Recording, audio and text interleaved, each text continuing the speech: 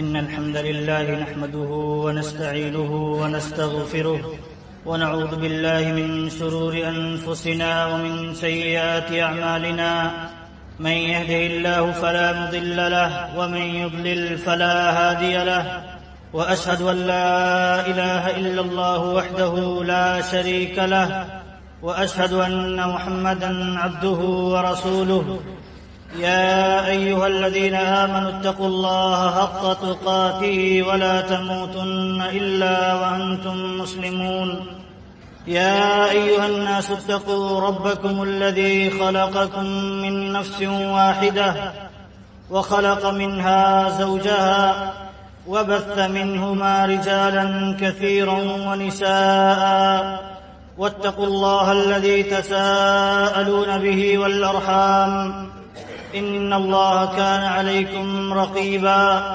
يا أيها الذين آمنوا اتقوا الله وقولوا قولا سديدا يصلح لكم أعمالكم ويغفر لكم ذنوبكم ومن يطع الله ورسوله فقد فاز فوزا عظيما أما بعد فإن خير الحديث كتاب الله وخير الهدى هدى محمد صلى الله عليه وسلم وشر الأمور محدثاتها وكل محدثة بدعة وكل بدعة ضلالة وكل ضلالة في النار. أعوذ بالله من الشيطان الرجيم. بسم الله الرحمن الرحيم. وعسى أن تكرهوا شيئا وهو خير لكم وعسى أن تحبوا شيئا وهو شر لكم والله يعلم وأنتم لا تعلمون. حاضرین جمعہ، دینی ملی بھائیوں اور اسلامی خواتین، اللہ رب العالمین نے دنیا پیدا کی، انسانوں کو پیدا کیا، لیکن آپ دیکھیں انسان اپنی ایجادات پر اتنا فخر کرنے لگا کہ یہ بھول بیٹھا کہ دراصل اللہ رب العالمین ہی سب کا خالق ہے. اللہ رب العالمین نے ہی ساری چیزوں کو پیدا کیا ہے، لیکن کیا ہے، انسان کو اللہ رب العالمین کی تدبیریں، اللہ رب العالمین کی تخلیق دراصل نظر نہیں آتی، اور جو چیزیں مصنوعات ہیں، انسانوں کی بنائی ہوئی چیزیں ہیں، وہ سامنے نظر آتی ہیں. اسی لیے یہ سمجھتا ہے انسان تو آج اتنی ترقی پر پہنچ چکا ہے، اتنی ترقی پر پہنچ چکا ہے، کچھ بھی کر سکتا ہے، لیکن یہ بھول جاتا ہے کہ اللہ رب العالمین سب پر حاکم ہے. اللہ رب العالمین کے چاہے بغیر، اللہ رب العالمین کی مرضی کے بغیر کوئی کچھ نہیں کر سکتا ہے. ایک پتا بھی ہل نہیں سکتا اللہ رب العالمین کی اجازت کے بغیر. تو یہ ہمارا عقیدہ ہے، اور ہر مسلمان کا یہ عقیدہ ہونا چاہیے کہ سب سے زیادہ جاننے والا، سب سے زیادہ جانکار اور سب سے بڑا حکیم کون ہے دنیا کے اندر، آسمان و زمین کے اندر؟ اللہ رب العالمین کی ذات ہے. اللہ رب العالمین ہے جو سب سے زیادہ جانکار ہے، سب سے زیادہ حکیم ہے. کون سی چیز کہاں ہونی چاہیے، کس کو کتنا ملنا چاہیے، کس کو کتنا نہیں ملنا چاہیے، یہ اللہ رب العالمین زیادہ بہتر جانتا ہے. اسی لیے اللہ رب العالمین نے قرآن کریم کے اندر جہاں یہ حکم دیا اللہ تعالیٰ کی عبادت کا، عوامر کی بجا آوری کا جہاں حکم دیا، اللہ کے حکام کو بجا لانے کا جہاں اللہ رب العالمین نے بندوں کو حکم دیا، وہاں یہ کہا دیکھو ہو سکتا ہے کہ کہیں اللہ رب العالمین کی بات آئے اور تم کوئی مقصد بظاہر نہ سمجھ پاؤ، بظاہر کوئی مقصد نہ سمجھ پاؤ، تو یہ نہ ہو کہ تم اس کو انکار کر جاؤ یا اس کو عمل میں نہ لاؤ. تو اسی لیے اللہ رب العالمین نے یہ وضاحت فرمائی کہ وَعَسَىٰ أَن تَكْرَهُوا شَيْئًا وَهُوَ خَيْرٌ لَكُمْ. اے لوگو دیکھ لو، اللہ رب العالمین نے جہاد کا حکم دیا. جہاد کے حکم کے بعد یہ فرمایا کہ دیکھیے کچھ چیزیں ایسی ہوتی ہیں جو بظاہر تمہارے لیے ناپسند لگتی ہیں، لیکن وہ تمہارے لیے حقیقت میں بہتر ہوتی ہیں. حقیقت میں وہ تمہارے لیے بہتر ہوتی ہیں وہ چیزیں. اور کچھ چیزیں تم پسند کرتے ہو، اچھا لگتا ہے تمہیں، لیکن اس میں تمہارے لیے نقصان ہوتا ہے. اللہ رب العالمین آگے فرماتا ہے اللہ جانتا ہے لیکن تم نہیں جانتے. اللہ رب العالمین نے دیکھیے بندوں کو مکلف کیا ہے، اپنی بات کا، اپنے اوامر کا مکلف کیا ہے.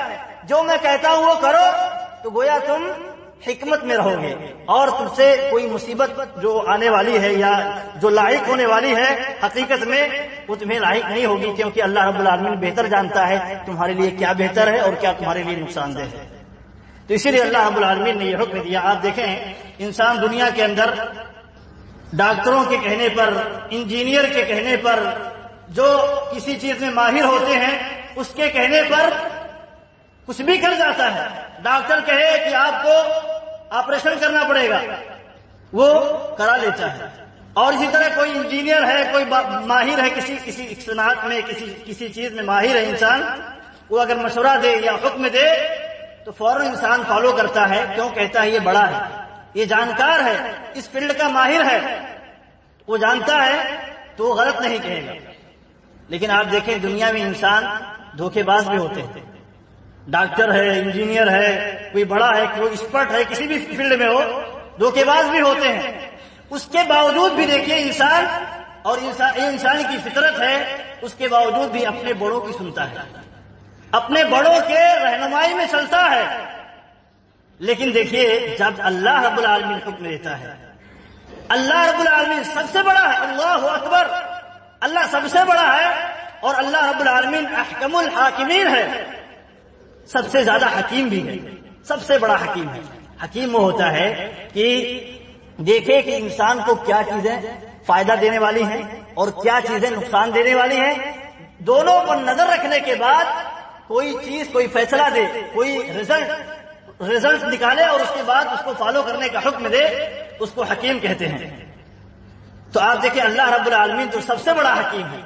اللہ رب العالمین حکم دیتا ہے بندوں کو کہ فلاں فلاں عبادتیں کرو، اللہ کے حکم کی پیروی کرو، لیکن انسان دیکھیے اتنا مطلب سرکشی پہ اترتا ہے کہ اپنے ہی جیسے انسانوں کی بات مان لے گا، اپنے ہی جیسے لوگوں کی پیروی کر لے گا، لیکن وہی اللہ رب العالمین کا فرمان موجود ہے، اسی معاملے میں، اسی چیز میں اللہ رب العالمین کا حکم بھی موجود ہے، اللہ رب العالمین کے حکم سے روگردانی کر جاتا ہے۔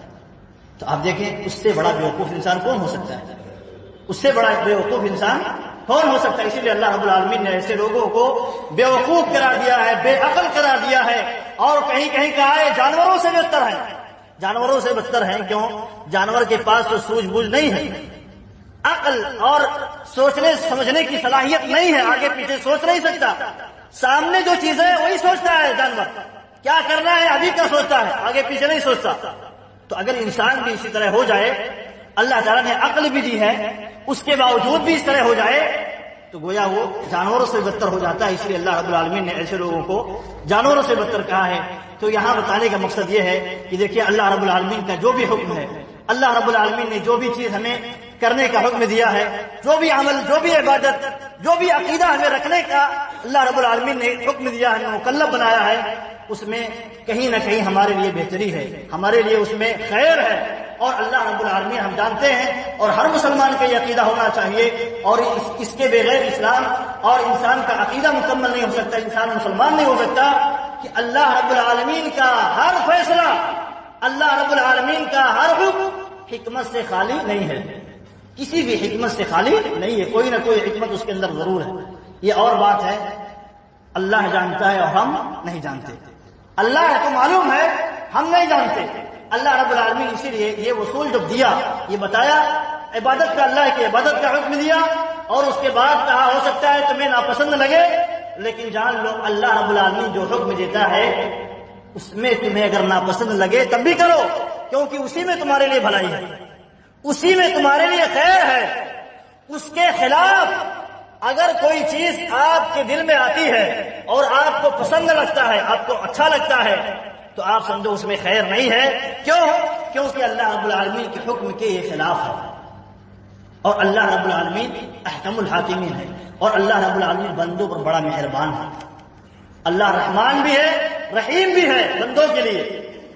تو آپ دیکھیں اللہ ایک انسان ہوتا ہے، کسی بھی ماہر ہوتا ہے، ایکسپرٹ ہوتا ہے، ہم اس کی بات آنکھ بند کر کے لے لیتے ہیں، گولی دیتا ہے، دوائیں دیتا ہے، انجیکشن لگاتا ہے، یہ نہیں پوچھتے کیوں لگایا، یہ دوا کیوں دے رہے ہو، یہ انجیکشن کیوں لگا رہے ہو، سوالات نہیں ہوتے۔ کیوں؟ وہ اس کا ماہر ہے، وہ زیادہ جانتا ہے، ہم سے زیادہ جانتا ہے۔ لیکن اللہ رب العالمین تو سارے لوگوں سے زیادہ جانتا ہے اور اللہ رب العالمین کبھی کسی بندے کو دھوکہ بھی نہیں دے سکتا، نہیں دینے والا ہے، ظلم بھی نہیں کرنے والا ہے، آپ کو طاقت سے زیادہ بوجھ بھی آپ پر نہیں ڈالنے والا اللہ رب العالمین۔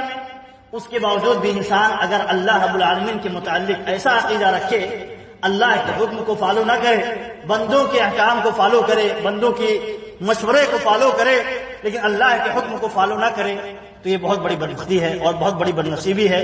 اسی لیے اللہ رب العالمین نے ایک داستہ دے دیا کہ ہر جگہ میں نے بیان کروں گا کہ حکمت کیا ہے۔ اللہ رب العالمین نے کی حکمت ہر جگہ، ہر عمل کے پیچھے اللہ رب العالمین حکمت نہیں بیان کرتا۔ کیوں؟ حکمت بیان کرے گا تو بہت تفصیل کی ضرورت ہوتی ہے، اور بسا اوقات حکمتیں انسان کی اتنی محدود عقل ہوتی ہے، اتنی محدود عقل ہوتی ہے، نہیں سمجھ پائے گا، نہیں سمجھ پاتا ہے۔ اسی لیے اللہ رب العالمین سے جب پوچھا گیا، نبی صلی اللہ علیہ وسلم سے پوچھا گیا روح کے متعلق، روح کیا ہے، تو اللہ رب العالمین جواب میں آسمان سے جواب دیتا ہے کہ کہہ دو روح اللہ کی طرف سے ہے، بس خلاص، جواب نہیں دیا اللہ رب العالمین۔ روح کی حقیقت کیا ہے، روح کیا ہے، انسان نہیں سمجھ سکتا۔ آج تک اس کی تعبیریں لوگ کئی طرح سے کرتے رہے، لیکن کسی بھی نتیجے پر، کسی بھی رزلٹ پر نہیں پہنچ سکے۔ تو اللہ رب العالمین نے کہہ دیا تھا یہ اللہ کی طرف سے ہے، بس اس کا جواب نہ طلب کرو، کیونکہ تم سمجھ نہیں پاؤ گے، تمہاری عقلیں، تمہاری سوجھ بوجھ اتنی وسیع نہیں ہے، اتنی کشادہ نہیں ہے، اور اتنی بہت انسان اس کو سمجھ سکے، بہت محدود عقل ہوتی ہے۔ اور عقل کیا ہے؟ انسان اپنے ماحول میں، سماج میں جو رہتا ہے، اٹھتا بیٹھتا ہے، جو چیزیں لیتا ہے، وہی عقل ہے، وہی عقل ہے۔ اسی ایک دوسرے پر قیاس جو کرتا ہے، قیاس، کوئی چیز بتائی جاتی ہے تو کب تک ایکسپٹ نہیں کرتا جب تک کہ کمپیئر نہ کر لے، جو پہلے سے اس کے ذہن و دماغ میں بیٹھی چیز ہے اس سے کمپیئر کرتا ہے۔ تو جس چیز کے بارے میں کمپیئر کی کوئی مثال ہی نہ ہو، کیسے کمپیئر کیا جا سکتا ہے؟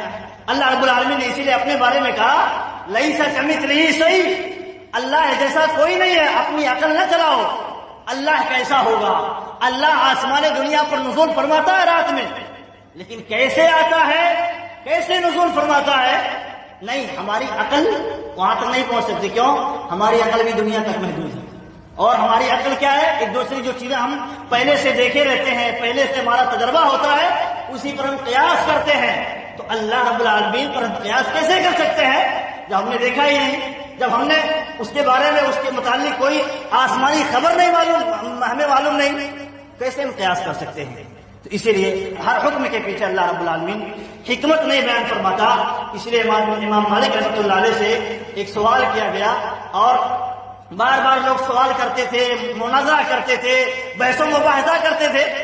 امام مالک رحمۃ اللہ علیہ کہتے ہیں دیکھیے، دین کے اندر بہت زیادہ بحث و مباحثہ، بہت زیادہ عقل کی چیزیں لانا اور بہت زیادہ کوریٹ کرنا، کیوں ایسا ہے، کیوں ایسا نہیں ہے، یہ درست نہیں ہے، کیونکہ ہر چیز آپ سمجھ نہیں سکتے ہیں۔ آپ مسلمان ہیں تو آپ کے مسلمان ہونے کا تقاضا یہ ہے، مسلمان کے معنی یہ ہے جو کچھ اللہ رب العالمین کہے بلا چوچرا، کیوں اور کس لیے، یہ سب سوال کیے بغیر مان لیں، آمنا و صدقنا کہہ دیں کہ ہم اللہ رب العالمین پر ایمان لاتے ہیں، اور جو کچھ اللہ رب العالمین نے کہا ہے اس میں خیر ہے، ہم اس پر ایمان رکھتے ہیں اور اس کو فالو کریں گے۔ تو یہ ہے مسلمان ہونے کا معنی۔ لیکن اگر کوئی انسان کہے کیوں ایسا ہے، تو امام مالک رحمۃ اللہ علیہ کہتے ہیں کہ دیکھیے اللہ رب العالمین نے ہر کیوں کا جواب نہیں دیا ہے، اسی لیے دین اسلام کے امور کے متعلق کیوں تلاش کرو گے، کس لیے تلاش کرو گے، تو کیا وجہ بھٹک جاؤ گے۔ جیسے گمراہ فرقے، بہت سارے فرقے ان کے زمانے میں، سلف صالحین کے زمانے میں عقل پرستی کی بنیاد پر بہت زیادہ گمراہ ہو گئے۔ انہوں نے کیا کہا، جب تک عقل کے موافق قرآن و سنت کی بات نہیں ہو جاتی ہم نہیں مانیں گے۔ تو ان کی عقل تو اپنی سماج میں جو چیزیں چلتی ہیں وہیں سے عقل لیتا ہے انسان۔ کیوں؟ آپ دیکھیں، ایک بچہ ہے، پیدا ہوتا ہے، اس کو بند کر دو، کسی روم میں بند کر دو، کھانا پینا پہنچاؤ، نہ وہ کہیں سے کوئی آواز سنے، نہ کوئی وہ مطلب بولنا جانے کسی کو کیا چیز بولی جاتی ہے، بڑا ہو جائے، بالغ ہو جائے، عقل ہے اس کے پاس، عقل اس کے پاس فطری طور پر ہے، وہ کیا کوئی بات بول سکتا ہے، کوئی چیز سمجھ سکتا ہے؟ نہیں سمجھ سکتا۔ کیوں؟ اس کے ابھی اس تک کوئی بات ہی نہیں پہنچی ہے۔ جو بات پہنچتی ہے اسی پر قیاس کرتا ہے انسان، اسی کو عقل، انسانی عقل کہا جاتا ہے، اسی کو انسانی عقل کہا جاتا ہے۔ اسی لیے وہ انسان سب سے بڑا عقل مند مانا جاتا ہے جو اللہ تعالیٰ کی رہنمائی میں چلے. کیوں؟ آپ دیکھیں ایک انسان دنیا میں ایک بڑے عقل مند کی رہنمائی میں چلتا ہے تو حوالے دیتا ہے، حوالے تو بڑا عقل مند انسان ہے، دانش مند ہے، دور اندیش ہے. ہم اس کے پیچھے چلتے ہیں. ہم تو امام ابو حنیفہ کے مقلد ہیں، ہم فلاں کے مقلد ہیں، ہم فلاں کے مقلد ہیں، فلاں کے فالوور ہیں، حوالے دیتا ہے. لیکن دیکھیے اللہ رب العالمین کا جو متبع ہوگا اس سے بڑا کوئی عقل مند ہو سکتا ہے؟ اسی لیے اللہ کے نبی صلی اللہ علیہ وسلم کے متعلق اہل علم کا اتفاق ہے، اجماع ہے کہ اللہ کے نبی صلی اللہ علیہ وسلم سے بڑا کوئی عقل مند دنیا کے اندر نہیں آیا. کیوں؟ جو کچھ اللہ رب العالمین کہتا تھا، حکم دیتا تھا، اس کو وہ فالو کرتے تھے. تو اسی لیے اگر ہم حکمت نہ جانے کسی چیز کے بارے میں اللہ رب العالمین کے احکامات میں سے، تو ہمیں تب بھی آمنا و صدقنا کہنا چاہیے. یہی مومن ہونے کا تقاضا ہے. اگر یہ آ جائے اللہ رب العالمین نماز پڑھنے کا حکم دیتا ہے لیکن کوئی بظاہر فائدہ نہیں بتایا، دنیاوی کوئی فائدہ بظاہر نہیں بتایا جو ہمارے سامنے دکھے، تو کیا کرتا ہے انسان؟ اپنی عقل چلاتا ہے. اور عقل بہت محدود ہے. میں نے کہا سماج میں جو چیزیں چلتی ہیں، گھر میں جو چلتا، دیکھیے ایک گھر کا بچہ دوسرے گھر کے بچے سے مختلف ہوتا ہے. کیوں؟ وہ ماحول میں جس میں پلا بڑا رہتا ہے اور اس گھر کا اور گراؤنڈ کا جو دماغ ہوتا ہے، معاشرہ میں جو چیزیں چلتی ہیں وہاں وہی کچھ اثر کرتا ہے. جبکہ دوسرا بچہ جو ہوتا ہے دوسرے معاشرے میں پلتا بڑھتا ہے، علمی ماحول میں پلتا ہے بڑھتا ہے، اس کا دماغ کچھ اور ہوتا ہے. تو اسی لیے عقل سے کبھی بھی عقل کو یہ جرأت نہیں کرنی چاہیے کہ کبھی بھی اللہ رب العالمین کے حکم کی خلاف ورزی کرے یا ٹکرائے یا سوال کرے. کیونکہ امام مالک میں بیان کر رہا تھا، امام مالک رحمۃ اللہ علیہ نے کہا اللہ رب العالمین نے دیکھی اسی آیت کے اندر جو کہا کہ قل الروح من امر ربی، کہ کہہ دو یہ روح جو ہے میرے رب کی طرف سے ہے. لوگوں نے سوال کیا تھا اللہ کے نبی صلی اللہ علیہ وسلم سے، تو اللہ کے نبی صلی اللہ علیہ وسلم کو اللہ تعالیٰ نے یہ حکم دیا کہ کہہ دو یہ اللہ کی طرف سے ہے، بس خلاص، کوئی جواب اپنی طرف سے نہیں. تو امام مالک رحمۃ اللہ نے کہتے ہیں دیکھیے اللہ رب العالمین نے یہاں حکمت نہیں بیان فرمائی ہے. تو اللہ رب العالمین اکثر جگہوں پر حکمت نہیں بیان کرتا ہے. کیوں؟ اگر حکمت بیان کر دے ہر جگہ تو ساری چیزیں واضح ہیں، تو پھر ایمان لانے کا تقاضا جو ہے وہ پورا نہیں ہو سکتا. ایمان لانے کا تقاضا یہ ہے کہ اللہ کی بات کو آنکھ بند کر کے مان لو، اللہ تعالیٰ کی بات کو آنکھ بند کر کے مان لو. آپ دیکھیں ایک مثال لے لیں، ایک بچہ چھوٹا ہے، ایک چھوٹا بچہ ہوتا ہے، کچھ نہیں جانتا ہے دنیا میں کیا نقصان ہے کیا فائدے والی چیزیں نہیں جانتا ہے.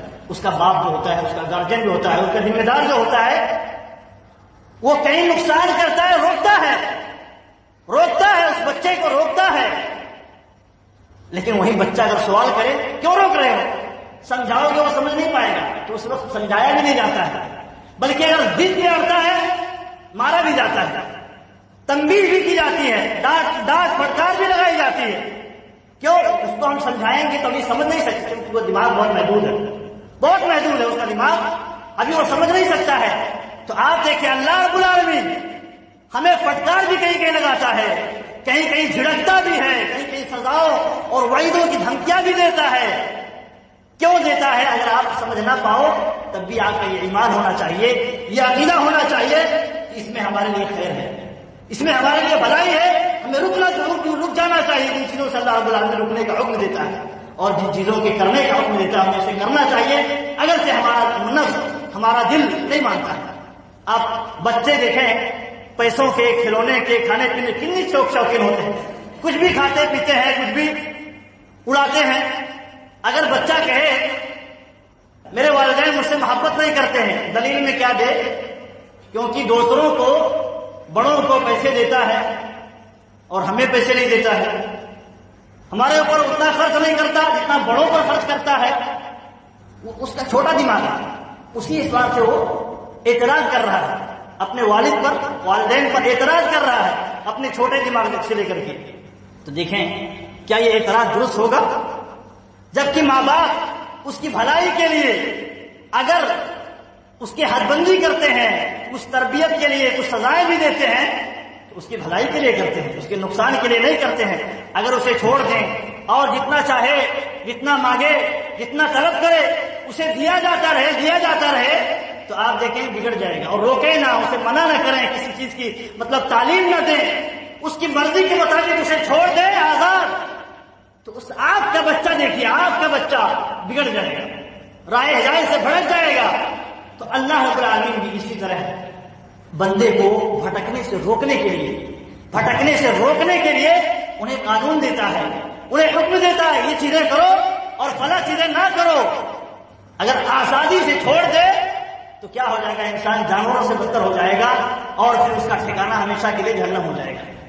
تو آپ دیکھیں اللہ رب العالمین ہمارے لیے خیر چاہتا ہے، بھلائی چاہتا ہے، اسی لیے اللہ رب العالمین کے بارے میں ہے، اللہ رب العالمین نے کئی جگہوں پر قرآن کریم کے اندر ارشاد فرمایا ہے، کہا ہے وہ حکیم ہے، وہ حکمت والا ہے، حکیم ہے، جو بھی چیزیں کرتا ہے بڑے حکمت سے کرتا ہے، کوئی چیز حکمت سے خالی نہیں ہوتی ہے۔ اسی لیے اللہ رب العالمین نے کہا ان لوگوں کے بارے میں جن لوگوں نے اللہ رب العالمین پر اعتراض کرتے ہوئے، سوال اٹھاتے ہوئے کہا کہ آسمان و زمین اللہ رب العالمین نے بے فائدہ پیدا کر دیا، آسمان و زمین پیدا کیا، کیا مقصد ہے اس کا؟ کوئی فائدہ نہیں، کوئی رزلٹ نظر نہیں آتا۔ کیوں؟ اس کا دماغ، اس کی عقل جو ہے بڑی محدود ہے، وہ سمجھ نہیں پاتا ہے۔ وہ تو اپنی بات بسا اوقات کسی مسئلے میں الجھتا ہے، نہیں سمجھ پاتا کیا بھی اس نے اپنی حالت نہیں سمجھ پاتا، دوسرے کی بات چھوڑے، وہ اللہ پر اعتراض کرتا ہے، نعوذ باللہ، کہتا ہے آسمان و زمین کو اللہ رب العالمین نے بیکار پیدا کر دیا ہے۔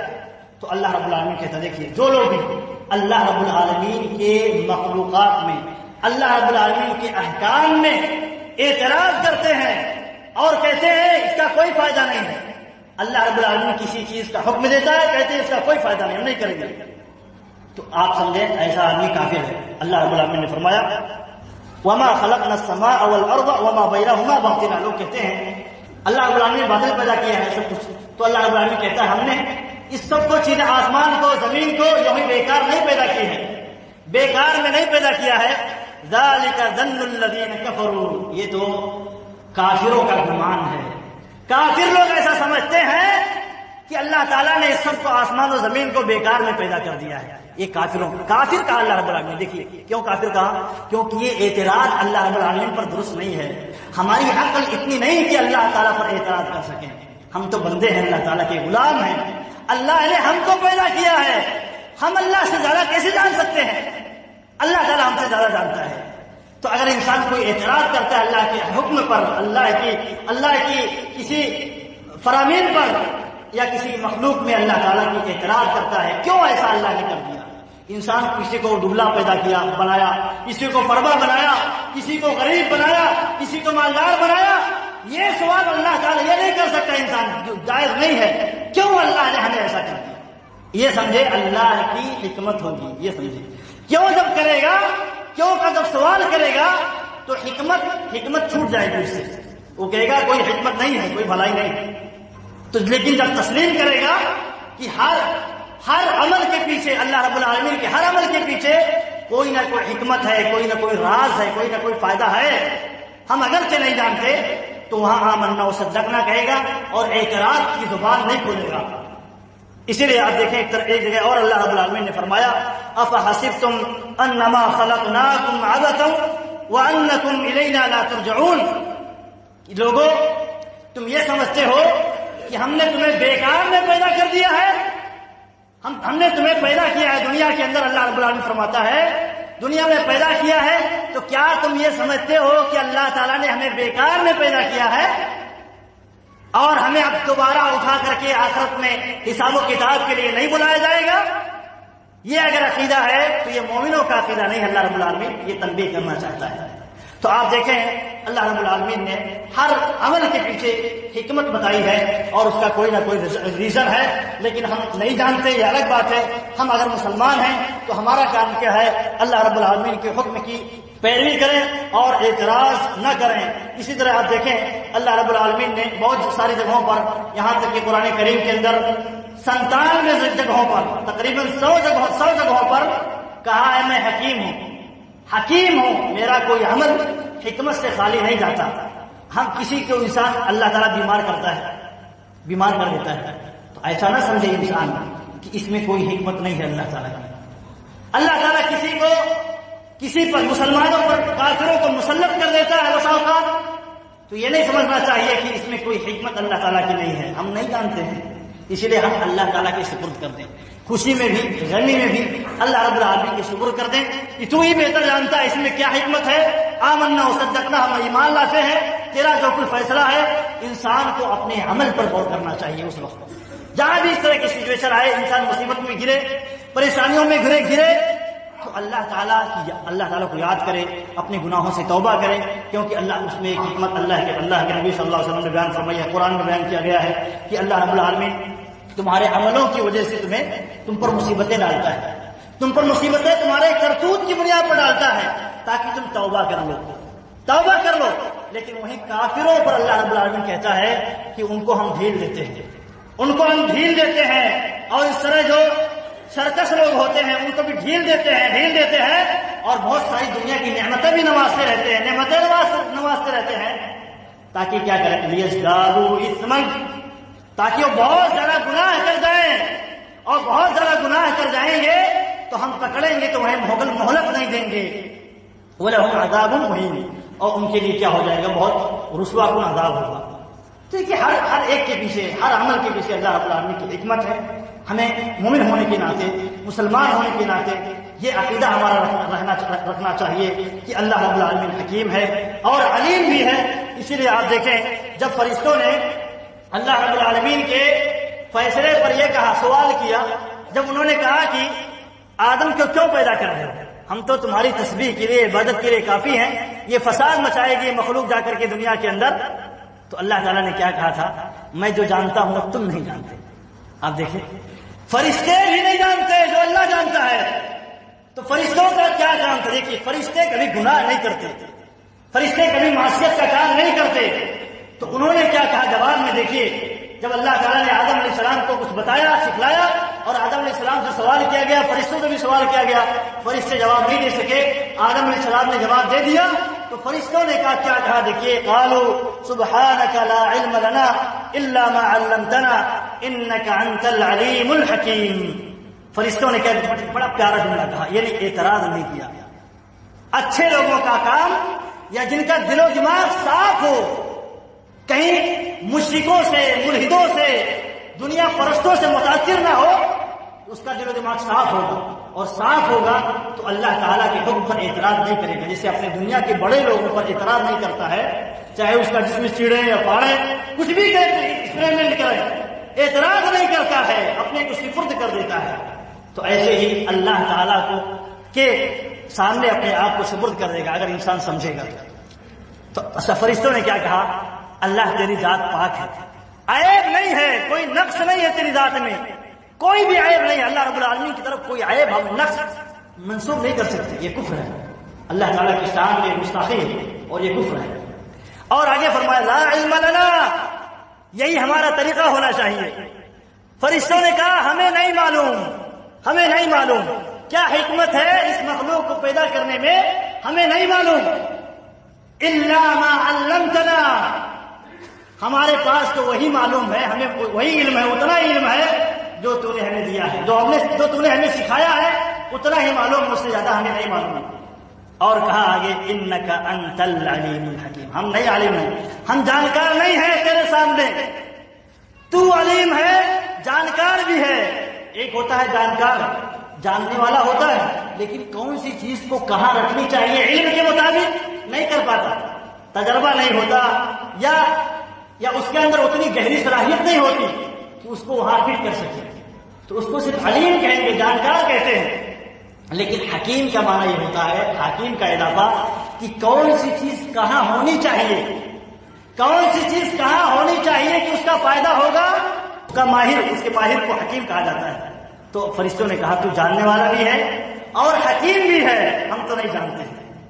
تو دیکھیے یہ فرشتوں نے اپنا ایک جواب دیا تھا جو ہم سب کے لیے اللہ رب العالمین نے قرآن میں یاد رکھا ہے، ذکر کیا ہے، یہ ہمارے لیے اس میں نمونہ ہے، نصیحتیں ہیں، عبرتیں ہیں۔ اسی لیے انسان کو چاہیے کہ اللہ رب العالمین کی تمام احکام و فرامین کی پیروی کرے اور اعتراض نہ کرے۔ آپ دیکھیں چند مثالیں ہیں اللہ رب العالمین کی جو قرآن کریم کے اندر، احادیث نبویہ کے اندر بیان کی گئی ہیں کہ جو اللہ رب العالمین نے حکم دیا اس وقت انہیں نہیں معلوم تھا کہ اس کا رزلٹ کیا آنے والا ہے، لیکن اللہ رب العالمین نے رزلٹ دنیا کے اندر بھی دکھا دیا بعد میں، اور قیامت تک کے لیے، قیامت تک آنے والی نسلوں کے لیے محفوظ بھی کر دیا کہ دیکھیے کچھ ایگزامپل ہے، کچھ مثالیں ہیں اللہ رب العالمین کی کہ جس چیز کا حکم دیتا ہے اس کے پیچھے کوئی نہ کوئی حکمت ہوتی ہے، تم نہیں جانتے یہ الگ بات ہے۔ آپ دیکھیں اس ابراہیم علیہ السلام کا قصہ، ابراہیم علیہ السلام کی زندگی میں اس طرح کی بہت ساری مثالیں بھری پڑی ہیں۔ اللہ رب العالمین نے انہیں حکم دیتا ہے، کہتا ہے پہلے آپ دیکھیں کہ بتوں کو توڑ دو۔ اللہ رب العالمین کے حکم سے بتوں کو توڑا تھا ابراہیم علیہ السلام نے۔ یہ نہ سمجھیں کہ اب ہم ہندوستان میں ہیں بتوں کو توڑنے لگے، کیوں؟ ہمیں اللہ رب العالمین نے ابراہیم علیہ السلام کی پیروی کا، ملت کی پیروی کا حکم دیا ہے۔ تو ابراہیم علیہ السلام کی ملت کی پیروی کرتے ہوئے جیسے ابراہیم علیہ السلام نے بتوں کو توڑا، ہمیں بھی توڑنا چاہیے، غیر مسلم ملکوں میں ہونے کے باوجود بھی، کیونکہ ابراہیم علیہ السلام غیر مسلم ملک میں تھے۔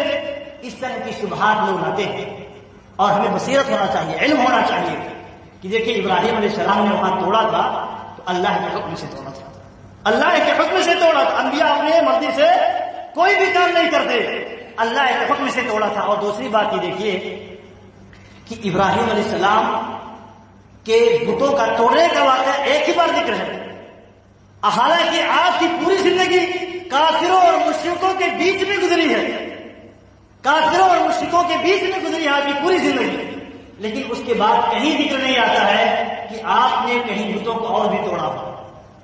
اور آپ دیکھیں نبی صلی اللہ علیہ وسلم کی، نبی صلی اللہ علیہ وسلم سے زیادہ ابراہیم علیہ السلام کی ملت کا پیروکار کوئی ہو سکتا ہے؟ نہیں ہو سکتا کوئی، لیکن نبی صلی اللہ علیہ وسلم 13 سال تک مکہ میں ہیں، مکہ میں بتوں کے ارد گرد نمازیں بھی پڑھ رہے ہیں مجبوری کی حالت میں، لیکن کبھی بھی بتوں کو نہ توڑتے ہیں نہ ان کے ساتھ کوئی چھیڑخانی کرتے ہیں۔ تو یہ ہمارے لیے دیکھیے یہاں اسوات اور نمونہ موجود ہے، اس لیے ہمیں شبہات کے چکر میں نہیں آن پڑنا چاہیے، کیونکہ اس شبہات میں پڑھ کر کے انسان، یہ تو اسلام نہیں ہے، یہ اسلام نہیں ہے۔ اس طرح کی جو غیر شرعی طور پر جذبات میں آ کر کے چیزیں کی جائے، ایک دلیل لے لی جائے، دوسری دلیل چھوڑ دی جائے، یہ اسلام نہیں ہے، یہ اسلام کی تعلیم نہیں ہے۔ تو لہذا ہمیں سنجیدگی کے ساتھ علم کی روشنی میں سب قدم اٹھانا چاہیے۔ تو آپ دیکھیں نبی صلی اللہ علیہ وسلم جب مدینہ میں پہنچے اور پھر مکہ فتح ہوا، مکہ کے لوگ بھی مسلمان ہو گئے، سارے کے سارے لوگ، اس وقت نبی صلی اللہ علیہ وسلم بتوں کو توڑ رہے ہیں، اس وقت بتوں کو توڑ رہے ہیں۔ تو یہ ہمارے لیے ایک نمونہ ہے۔ تو آپ دیکھیں یہاں مثال بیان کرنا چاہتا تھا کہ ابراہیم علیہ السلام کو اللہ تعالیٰ نے حکم دیا بتوں کو توڑنے کا، توڑ دیا اللہ کے نبی ابراہیم علیہ السلام نے۔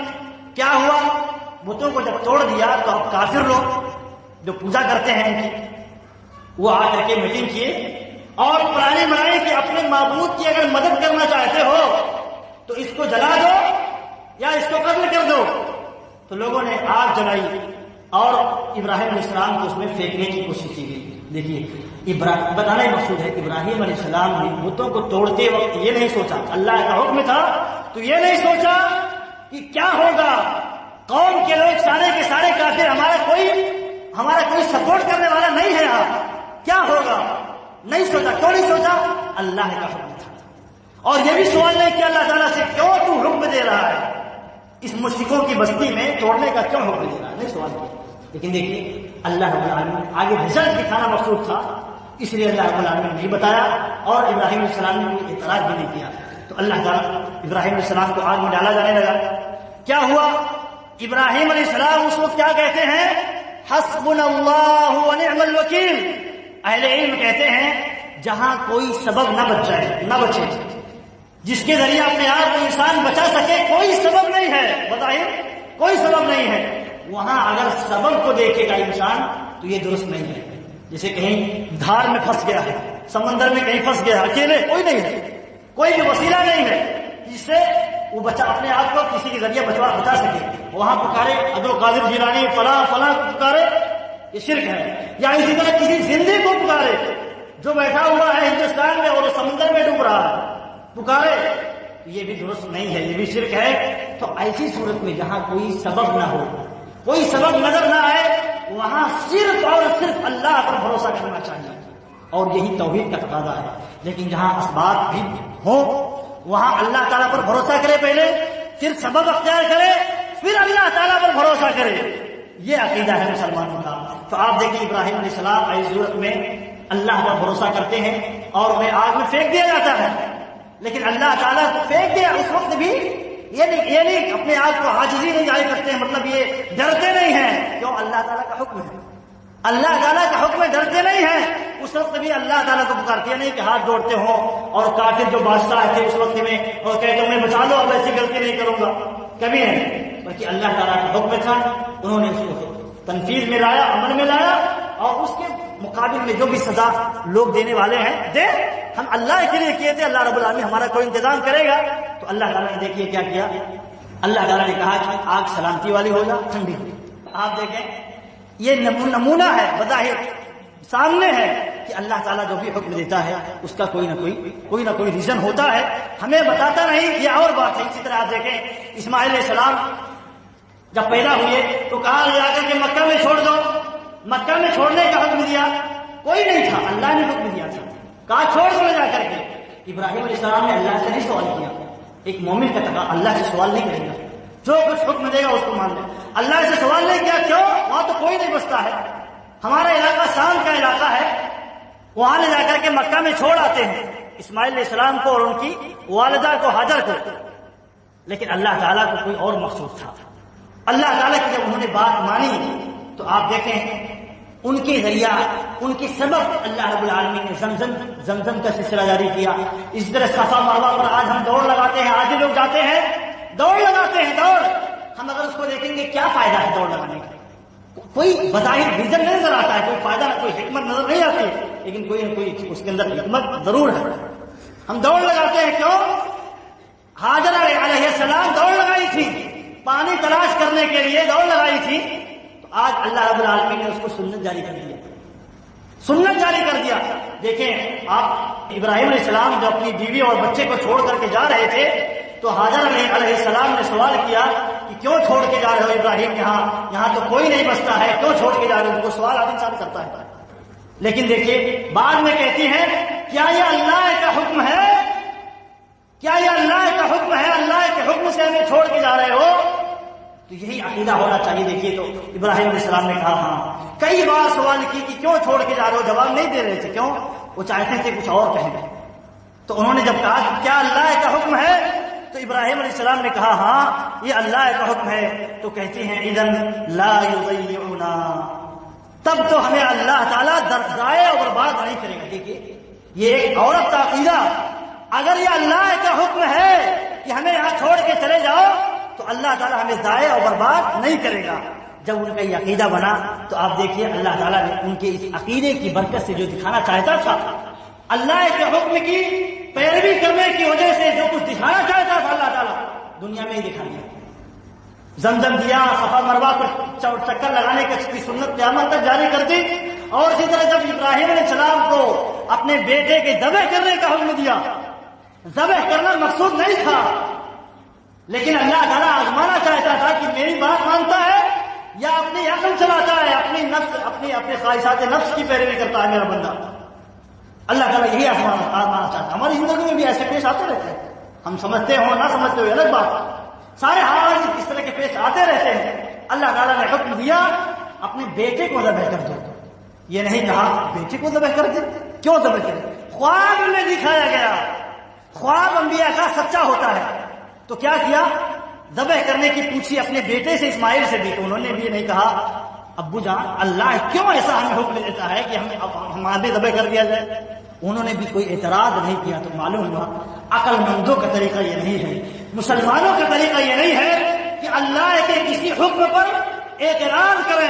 یہ ملحدوں کا طریقہ ہے، دہریوں کا طریقہ ہے، دنیا پرستوں کا طریقہ ہو سکتا ہے لیکن مسلمانوں کا طریقہ نہیں ہو سکتا ہے. اسی لیے اللہ رب العالمین نے ابراہیم علیہ السلام کے بارے میں کہا کہ جب ان سے کہا گیا اسلم، اسلام لے آؤ، قبول کر لو جو میں کہہ رہا ہوں قبول کر لو، تو انہوں نے قبول کر لیا اور اپنے آپ کو سرنڈر کر دیا. تو کیا ہوا دیکھیے، ذبح کر رہے ہیں بیٹے کو. ذبح کرنا مقصود نہیں تھا، امتحان لینا مقصود تھا. اللہ کی بات پر عمل کرنا کہ کرتا ہے یا نہیں کرتا ہے یہ مقصود تھا. عمل کیا تو اللہ تعالیٰ دیکھیے قیامت تک یہ سنت جاری کر دی کہ آج ہم قربانی ذبح کرتے ہیں اسی دن جس دن ابراہیم علیہ السلام اپنے بیٹے کو ذبح کیے تھے، ذبح کرنے کی کوشش کی. بہت ساری اس طرح کی مثالیں ہیں انبیاء کی زندگی میں، علماء کرام کی زندگی میں، اور خود انسان دیکھیے اپنی ہی زندگی میں غور کرے کہ ایک چیز ہمیں ناپسند لگتی ہے، ہم اس کو نہیں سمجھ پاتے ہیں، لیکن بعد میں جب چیز سمجھ میں آتی ہے تو ہم سمجھتے ہیں کہ وہ چیز بہتر تھی۔ اگر ہمیں اس وقت میں سختی کی جاتی، ہمیں مارا جاتا، مار کر کے پڑھایا جاتا اور سختیاں کی جاتی تو بہتر ہوتا۔ آج ہم بگڑ گئے، ہم کسی کام کے نہیں رہے۔ یہ ساری چیزیں انسان کی زندگی میں بھی ہے، اسی لیے ہمیں سمجھنا چاہیے کہ اللہ رب العالمین حکیم ہے، اور ہمارا یہ عقیدہ بہت مضبوط ہونا چاہیے۔ اس کے پیچھے کیا ہوگا، ہماری عبادتیں بھی اللہ کے لیے ہو جائیں گی، اور بغیر کسی سوال و جواب کے اللہ رب العالمین کے انسان اخلاص کے ساتھ اللہ کی عبادت کرے گا۔ اللہ رب العالمین سے دعا کرتے ہیں کہ اللہ رب العالمین ہمیں اخلاص اور الہیت کے ساتھ تیرا بندہ بنے رہنے کی توفیق دے۔ اللہ رب العالمین جو کچھ تو ہمیں حکم دیتا ہے، اللہ تعالیٰ تو بھی بہتر جانتا ہے اس کی حکمتیں کیا ہے، اللہ تعالیٰ ہمیں اس کے مطابق عمل کرنے کی توفیق دے۔ آمین وآخر دعوانا ان الحمد للہ رب العالمین۔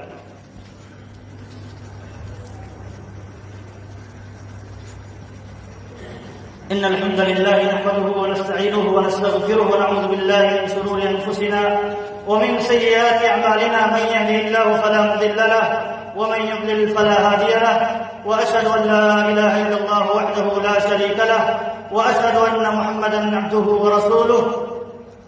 يا أيها الذين آمنوا صلوا عليه وسلموا تسليما، اللهم صل على محمد وعلى آل محمد كما صليت على إبراهيم وعلى آل إبراهيم إنك حميد مجيد، اللهم بارك على محمد وعلى آل محمد كما باركت على إبراهيم وعلى آل إبراهيم إنك حميد مجيد۔ عباد الله رحمكم الله، إن الله يأمركم بالعدل والإحسان وإيتاء ذي القربى وينهى عن الفحشاء والمنكر والبغي يعظكم لعلكم تذكرون، ولذكر الله أكبر والله يعلم ما تصنعون۔